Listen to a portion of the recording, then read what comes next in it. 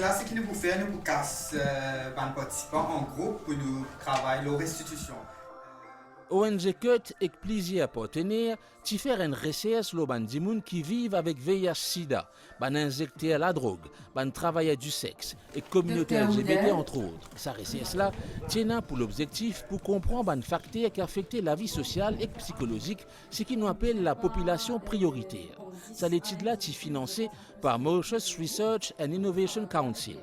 Tiene un atelier de travail 4 bonnes à l'hôtel Goldcrest le 20 avril dernier pour déterminer qui stratégie qui peut mettre 10 bouts pour les ONG et l'autorité pour améliorer la qualité de la vie des gens affectés. Nous suivons ce atelier et créer une réflexion.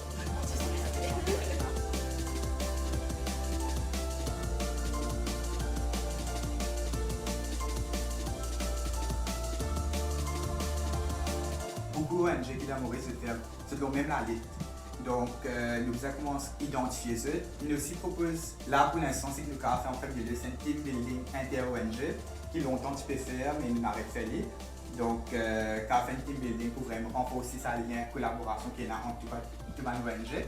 Depuis un an, MRIC finance ce projet-là. Ils ont dit que c'était avec un grand plaisir, avec aussi beaucoup d'émotions, qui nous trouvaient que ce projet-là peut tirer à sa fin. Ce qui m'a appelé une touche nous, moi avec mes collègues qui présentent on dit, c'est que ce projet-là, il fait nous touche la réalité les plus vulnérables de nos sociétés, qui souvent nous partagent des histoires. Et donc, dans ce projet-là, on a aussi un documentaire. Et ce documentaire-là, on dit nous un trailer. Ce trailer-là, vraiment, souvent, nous connaissons qui sont les plus vulnérables de la société. Ils ont une vie bien profonde. Mais vivre ça l'émotion-là ensemble, il amène nous à une dimension humaine. Parce que ce qui nous connaît, au fait de nous pas connaître. C'est un peu le thème de sa workshop-là, on dit Unlearn. Et qu'au niveau de la MRIC, je suis contente qu'on soit capable de trouver sa qualité de projet-là dans nos sociétés. Et que la vie des gens les plus vulnérables, nous travaillons pour améliorer la société, contribuer pour qu'ils nous sortent dans sa précarité-là et surtout qu'une société qui prend une direction un peu inquiétante par rapport à la question de la drogue et les autres fléaux de la société. Être dirigé par un employé vers les services. Tout ça va other needs là, donc si les pagains social aid ou basic invalid pension, si les pas gagné, ils vont encore mettre sur un needs là-haut. Nous avons un training avec Brigade des mineurs. Donc, c'est pour nous capables de tous une population plus jeune. Ça vient de finir. En gros, les échanges portaient sur quoi? Donc nous, on a travaillé sur la santé mentale. Donc nous tous, on a fait un genre de brainstorming de qu'est-ce qu'on peut faire, comme si vraiment mettre en pratique. Donc on a vraiment eu un buzz d'idées, comme si je voulais même pas partir dans le groupe tellement il y avait beaucoup d'idées. Et quelle idée qui frappe toi plus? Plutôt tout input sur l'éducation en fait. L'éducation parce que l'éducation c'est, je vais dire, il rentre pas tout, c'est pas tout. Donc on a parlé de l'éducation sexuelle à l'école, avoir une classe seulement pour l'éducation sexuelle. Pareil comme on a une classe PI, on peut une semaine avoir classe PI, la semaine prochaine on a sur la santé mentale et l'autre semaine on a sur la santé sexuelle. Donc tout ça c'est pour, comme si tout ça est relié avec la santé mentale. Donc en tant qu'étudiante en psychologie, j'imagine que tu apprends beaucoup sur la psychologie des Mauriciens en général ici là. Oui, j'apprends beaucoup.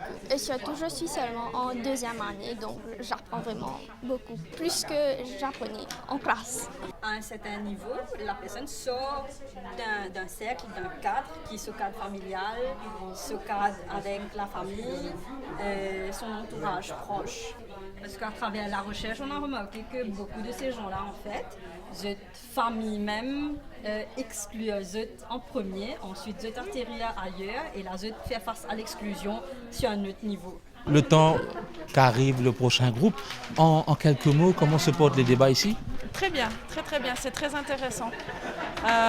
On est en train de réfléchir sur les émotions. C'est vrai que tout le monde a des émotions. Tout au long de la journée, on peut passer par différentes émotions, la joie, la tristesse, la colère. Et des fois, on n'en a pas forcément conscience. On pense qu'il n'y a que les gens qui s'énervent, qui sont en colère, mais tout le monde peut être en colère, ne pas forcément l'exprimer. Et là, on est en train de chercher des solutions pour comment aider les bénéficiaires à exprimer leurs émotions. Il y a une idée forte qui revient? Oui, beaucoup de l'idée sur la formation justement de la gestion des émotions, autant au niveau des travailleurs sociaux, dans les écoles, au niveau des parents aussi. Donc vraiment sensibiliser sur qu'est-ce que c'est une émotion parce que la plupart des gens ne savent pas finalement. Donc voilà, c'est très intéressant. Quand on finit ce genre de journée, on doit gérer beaucoup d'émotions. Comment on se sent? On se sent un petit peu fatigué, mais je dirais joyeux parce que la journée a été productive. Donc on va dire on est dans la joie. Très bien, on laisse continuer. Merci. Bonjour. Tu as perdu ton équipe. Il y a une dame aux toilettes.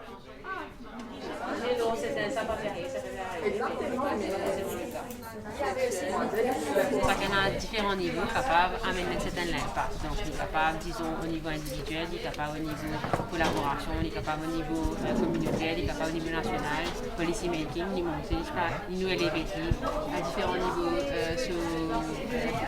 pour le traitement. La journée se termine, tout le monde est satisfait de ce qui a été discuté, ce qu'on a entendu, ce qui a été proposé. Pour vous, c'est l'aboutissement d'une longue période de réflexion. Beaucoup de choses ont été concrétisées à travers les documentaires, mais aussi les rapports, les études et les conclusions et tout ce qui va venir. En quelques mots, est-ce que vous êtes satisfait de ce qui a été émis aujourd'hui? En quelques mots, oui. L'aboutissement d'un long travail, mais le commencement d'un encore plus long travail parce que, comme on a dit, la recherche, c'était qu'un début. On n'a pas envie que ça finisse dans les tiroirs où les gens ne lisent pas. Donc là, c'est juste un début de comment on va améliorer nos services, comment on va collaborer tout un chacun et ensemble pour améliorer la vie des populations prioritaires, mais la vie de la population mauricienne en général. Quelques idées peut-être émises, vous qui avez suivi de manière administrative tout ce qui s'est passé, quelques idées qui ont été émises et qui pourront à l'avenir aider ces populations prioritaires? Surtout côté de la santé, donc travailler sur une santé globale et pas juste se focaliser sur, parce qu'on dit population prioritaire, on se concentre sur la santé côté VIH, côté syphilis, côté hépatite C, mais plus en termes de santé globale qui inclut mentale, qui inclut émotionnelle. Donc le travail avec les profs, les éducateurs dans les écoles, le travail avec des docteurs et aussi beaucoup de campagnes de sensibilisation et beaucoup de collaboration entre gouvernement et ONG. On a vu ça justement, on va finir là-dessus, on a vu ça avec la participation de plusieurs entités venues de différents milieux. On aura besoin de ça pour que ça réussisse à l'avenir. Oui. C'est la clé pour réussir, c'est de marcher main dans la main et de ne pas juste faire son travail de son côté, mais de travailler ensemble parce qu'on a un seul but à la fin du jour, c'est d'améliorer et de promouvoir le bien-être à la population mauricienne. Très bien, merci beaucoup. Merci à vous. Si, comment dire, tu pas cause ouvertement la santé sexuelle, aussi pour un tabou et un tabou là qui lie to the mental health. Tout ça là, les connecté, tout va m'a fait interconnecté au fait. On change de coup.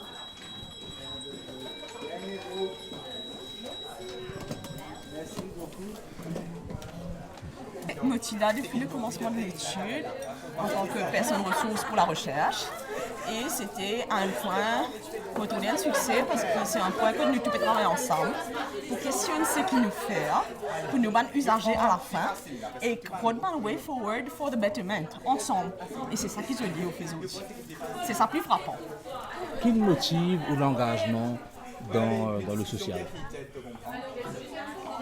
Bon, c'est une passion de faire bouger les choses, meaningfully. Et c'est ni mon ni ni numéro de moi, l'invini, de hasard, et c'est un amour, une passion. De vraiment mettre toutes les technicalités là pour faire bouger quelque chose. Le social, pourquoi le social et pas d'autres? Parce que on a tout le temps challenge là. Et ça qui est important, et c'est les challenges, et ils changent tout le temps. Les réalités changent et sont capables d'impacter directement la vie du monde. C'est-à-dire, avec vos propres énergies ou méthodes d'énergie, finalement, vous trouvez bien ce que vous réussissez à faire.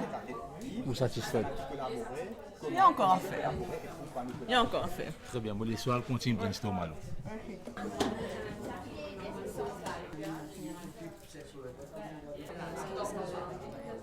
J'aime beaucoup celui-là. Vous pensez du moment qu'il finit fait l'identification de la personne vraiment qui est dans le besoin, c'est un travail qu'il vous a fait avec la famille. C'est des salles dans chaque famille qui est touchée. Que ce soit à l'hôpital, que ce soit dans les ONG, ils faisaient les jeux, support system. Avoir une bonne coopération et aussi une bonne communication entre les institutions et les organisations pour pouvoir donner un service comme il se doit. C'est une formation pour les pères éducateurs et les travailleurs de terrain à l'écoute active et à l'empathie et à la gestion des émotions. Pour que sur le terrain déjà ça soit plus facile et plus souple. Il y a un gros travail à faire, surtout au niveau collaboration, et nous disons si nous pouvons référer à les ONG, besoin d'un suivi. Pas juste référer, téléphoner, dire que un patient, get-li, mais nous guetter qui n'arrive du monde là. Ça c'est un point qui nous sortit dans tout le groupe parce qu'il ne peut pas juste référer un du monde sans qu'il nous connaisse qui n'arrive du monde là après. Dans nos prochains rendez-vous, nous pourrons retrouver Sabano Wanzela dans un autre décor. Nous pourrons assister à la première de la série documentaire Unlearned, une série qui nous révèle beaucoup de choses et qui peut aider mieux comprendre la vie d'un segment mal connu de nos sociétés.